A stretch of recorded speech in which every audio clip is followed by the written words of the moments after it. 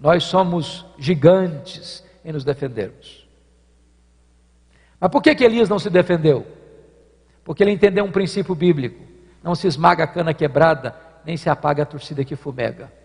Tripudiar sobre quem está machucado não faz sentido. Tem hora que o silêncio é mais eloquente do que o mais eloquente dos discursos. A única palavra que Elias disse para aquela mulher foi esta: me dê seu filho morto aqui, transfira para mim a sua dor.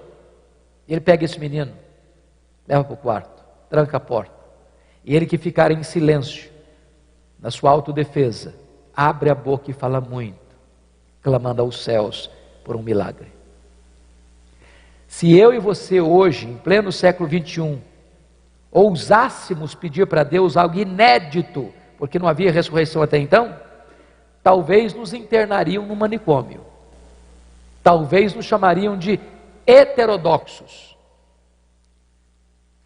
Mas Elias tem coragem de pedir para Deus algo inédito, e Deus realiza o inédito e ressuscita o menino. Agora pensem comigo, se Elias fosse uma dessas estrelas de hoje, que faz propaganda de milagres que nunca aconteceu, o que ele faria? Eu acho que se Elias fosse um dos estrelas de hoje, eu faria algumas coisas. Primeiro, eu convocaria uma coletiva da imprensa, para dizer quão grande homem ele era. Eu acho que se ele fosse hoje, eu botaria alguns outdoors da cidade com a fotografia dele. Aqui está um grande profeta. Se Elias vivesse hoje, talvez eu faria, se fosse um dos estrelas de hoje, eu diria o seguinte: ele faria um discurso de autoelogio, e ele bateria palmas para ele mesmo. Talvez ele até cantasse um solo do hino Quão Grande És Tu, diante do espelho. Não tem nada disso. Mulher, o teu filho vive. Sabe o que significa isso, irmãos? Se Deus, pela sua graça, está usando a sua vida e o seu ministério, bote a boca no pó, porque tudo vem de Deus, tudo é por meio de Deus, e tudo é para Deus. Não cabe a você querer a glória para você mesmo, porque se Deus está usando você, não é por causa de você, é por causa dele. Agora, eu quero terminar aqui. Quando você honra Deus, Deus honra você. Porque o último versículo deste capítulo 17 diz que esta viúva diz para Elias assim: agora eu sei que tu és um homem de Deus, e que a palavra do Senhor na tua boca é verdade. Irmãos, tem duas coisas que eu chamo a atenção aqui que me impactam. Primeiro, como é que nós estamos sendo chamados e conhecidos na nossa cidade? Homens ricos, homens cultos, homens influentes, homens políticos, homens manipuladores nos bastidores, ou homens de Deus? O que é que as pessoas sabem a nosso respeito? Como elas nos tratam? Quem somos nós? Homens de Deus. Mas a segunda coisa me deixa com os joelhos bambos até hoje. Agora eu sei que a palavra do Senhor na tua boca é verdade. Meus irmãos, isso implica que pode ser então que a palavra de Deus não seja verdade na minha boca. Está escrito em Jeremias 15:19 assim: se tu te arrependeres, eu te farei voltar, estarás na minha presença. Se apartares o precioso do vil, serás a minha boca. Em outras palavras, nem todas as pessoas que proferem a palavra de Deus são boca de Deus. Uma coisa é proferir a palavra de Deus, outra coisa bem diferente é ser boca de Deus. Vocês já notaram isso? Chega um pregador e prega uma mensagem, acontece nada. Chega outro e prega a mesma mensagem, os corações se derretem. Por quê? É porque um é boca de Deus, o outro não é. Eu acho que mais do que eu, todos vocês aqui, conheceram, na palavra do pastor Jeremias Pereira, o mestre Antônio Elias. Quem de nós não foi abençoado, encorajado, desafiado pela vida, pela pregação de Antônio Elias? E ele estava num congresso. Quando ele terminou de pregar, abriu o plenário para perguntas, e levanta um irmão e faz uma pergunta teológica para ele. Pergunta complexa, aguardando uma resposta profunda, e perguntou assim: pastor Antônio Elias, ajuda-nos a entender esta grave, importante, decisiva questão da unção. O que é unção? E ele respondeu: é muito simples. Unção significa que uns são, outros não são. É só isso.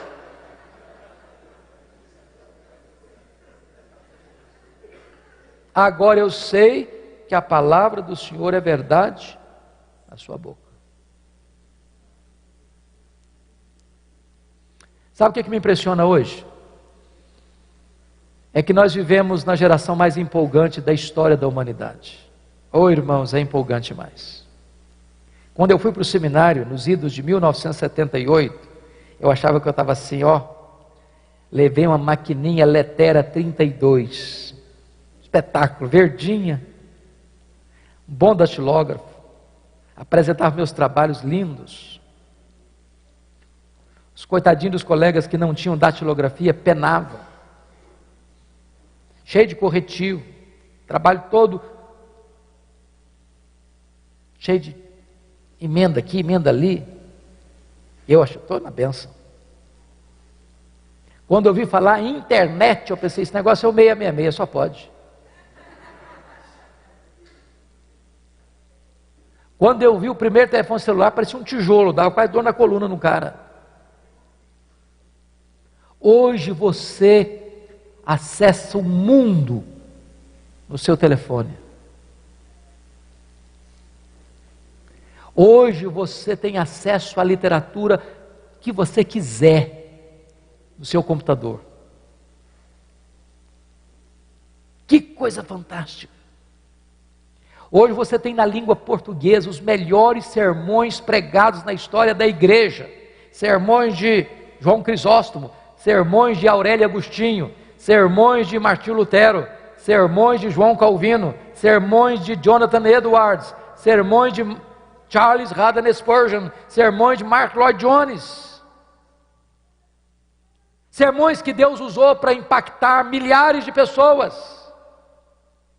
Se você pegar esses mesmos sermões e pregá-los na íntegra, muito provavelmente os resultados não vão ser mais os mesmos. Por quê, irmãos? Por quê?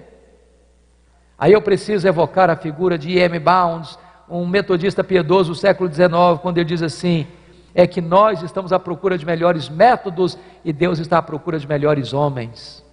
Deus não unge métodos, Deus unge homens. Deus unge homens. Eu não sei se vocês sabem, mas todo seminarista do 4º ano, está terminando o curso, ele tem uma leve sensação que ele é um forte concorrente com Charles Haddon Spurgeon. Aí um seminarista do 4º ano, já tinha uma igreja que ele cuidava, ele era o cara. Leu o sermão, importante sermão, Pecadores nas mãos de um Deus irado. Sermão pesado, de Jonathan Edwards, a mente mais brilhante da América. Aquele homem orou e jejuou alguns dias, a igreja lotada, e ele pega o esboço e lê o esboço, segurando o esboço numa mão, a lamparina na outra mão. Na medida que ele pregava, os corações iam se derretendo. As pessoas angustiadas começavam a chorar. Alguns gritavam, outros gemiam, outros agarravam nas pilastras do templo. A sensação de que o inferno estava debaixo de seus pés. Quando ele terminou de pregar, seu auditório estava prostrado, caído, em lágrimas. Mais de 500 pessoas convertidas naquela noite. Pois esse seminarista pegou esse sermão pecadores nas mãos de um Deus irado. E decorou o sermão, palavra por palavra, sentença por sentença. E chegou na igreja e pregou com toda a vibração, com todo entusiasmo. E a igreja caiu também, irmãos. Mas no sono. No sono. No sono. O sermão era o mesmo. Mas quem pregava o sermão era outra pessoa. Agora eu sei que a palavra do Senhor na tua boca é verdade. A minha oração é que Deus traga um grande reavivamento nos púlpitos das nossas igrejas. Perguntaram para Dwight Lima Moody, qual o maior problema da igreja? Moody respondeu: o maior problema da igreja são os obreiros. Eu tenho que admitir isso, irmãos. Eu sou o maior problema da igreja. Por isso perguntaram para Moody: Moody, como é que começa um avivamento? Moody respondeu: acenda uma fogueira no púlpito. Se o pastor, se o presbítero, se o professor de escola dominical, se o líder da igreja for um graveto seco a pegar fogo, até lenha verde vai começar a arder. Que Deus nos ajude, que Deus inflame o nosso coração, que Deus restitua para você a alegria do ministério, que Deus devolva para você o prazer de ser pastor. Eu ando preocupado com isso, irmãos, porque hoje eu vejo muito pastor cujo sonho da vida é ser vereador da cidade, é ser deputado. E eu não tenho nenhum problema com política, eu amo política. E oro para que Deus levante no nosso meio homens, mulheres vocacionados para a carreira política. Mas se Deus chamou você para o ministério, não rebaixe de posto. Você já é embaixador do Rei dos Reis e do Senhor dos Senhores. Você tem a mais nobre, mais sublime, mais gloriosa vocação da história da humanidade. Deus chamou você para ser ministro da reconciliação. Então, deixe o seu coração se apaixonar pelo ministério. Volte a sonhar com o ministério. Volte a ter prazer no ministério. Volte a pregar com ardor, com paixão. Volte a descobrir a bênção da vida devocional abundante. E que Deus nos ajude.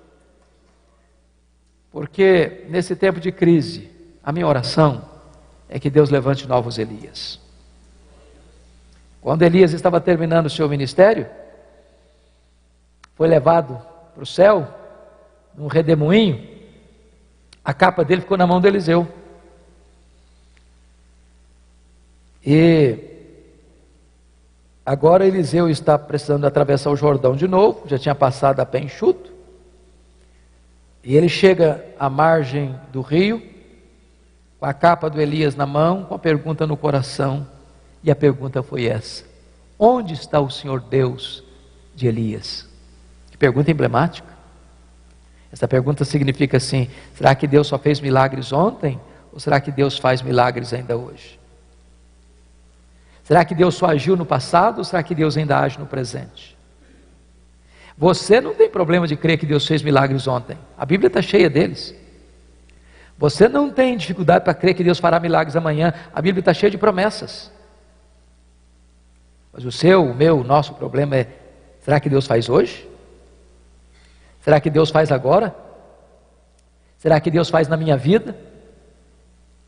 Porque às vezes a nossa teologia é a teologia da Marta. Quando Jesus chegou em Betânia, Marta disse: se tu estiveras aqui, meu irmão não teria morrido. Conjugou o verbo no passado. Aí Jesus: não, Marta, o teu irmão há de ressurgir. Ela diz: eu sei, eu sou crente, eu leio a Bíblia, eu conheço as promessas, ele vai ressuscitar no último dia. Aí Jesus: não, Marta, não, Marta, eu não fui, eu não serei, eu sou a ressurreição e a vida. Eu faço milagres hoje, Marta, eu realizo grandes coisas hoje. Por isso, irmãos, eu encerro aqui. A pergunta que eu faço hoje não é mais: onde está o Senhor Deus de Elias? A pergunta que eu faço para o seu coração é: onde estão os Elias de Deus? Eles estão aqui nessa noite. O Brasil está em crise. Israel estava em crise. E a nossa oração é que Deus levante novos Elias na nossa geração. Que Deus nos abençoe. Amém.